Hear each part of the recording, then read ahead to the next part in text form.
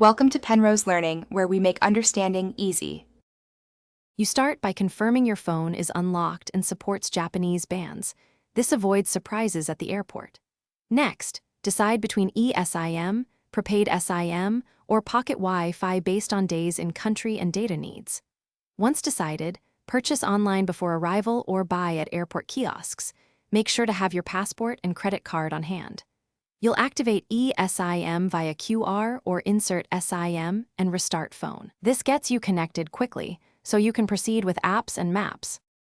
You now activate the service. Scan the eSIM QR code or insert the prepaid SIM and follow the carrier's APN instructions. This configures data correctly. Once done, make sure to disable your home carrier roaming for local SIMs and enable mobile data so charges don't surprise you.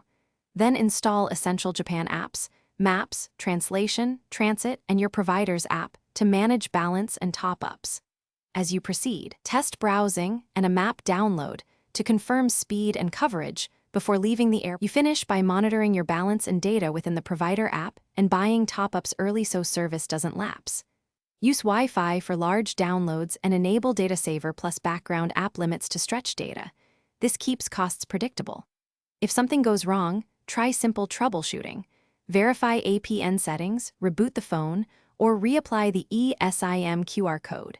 If still offline, contact provider support or swap to pocket Wi-Fi. Following these steps ensures continuous, affordable connectivity in Japan. Thanks for watching. If this was helpful, leave a like and consider subscribing. See you next time.